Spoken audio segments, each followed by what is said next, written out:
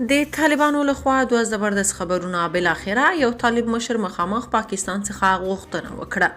جزئیات هم دلته وګورئ او چینل سبسکرایب کړئ.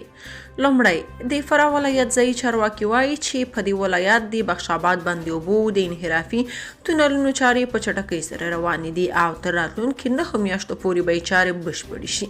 دغه پروژه د 11.8 میلیونه ډالرو په لګښت یو خصوصي شرکت ته ورکړل شوې ده.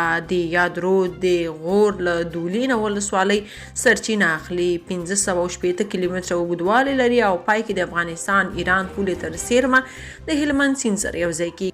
چارواکي زیاتوي چې د کانالونو په جوړېدو سره به پراخه ځمکه خړوبه شي. دوهم، طالبانو له پاکستان غوښتي چې ژر تر ژره افغان بندیان آزاد کړي.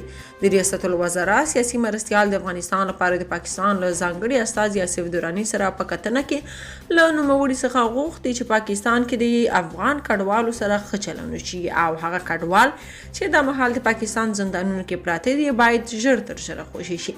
سیاسي مرستیال په دغه کتنه کې ویلي چې د افغانستان سرپرست حکومت له پاکستان سره د سیاسي، اقتصادي او کلتوري اړیکو له ډیرښت او قوت غواړي او باوري دی چې پاکستان او افغانستان په خپلمنځي سوداګرۍ کې تر نورو ډیره ګټه کولی شي. په ورته وخت کې د افغانستان لپاره د پاکستان ځانګړي استازي آصف دراني ژمنه کړې چې په پاکستان کې د میش افغان کډوالو ستونزې هواروي او د دوی په زندانونو کې د افغان بندیانو خوشي کولو، افغان سوداګرو ته د ویزو او نور اسانتیاو برابرولو، په تورخم او سپین بولدک د تګ پر مهال د خنډونو له منځه وړلو او نورو برخو کې به عاجل اقدامات وکړي. که تاسو په دې اړه څه نظر لرئ په کومنټ کې شریک او چینل سبسکرایب کړئ.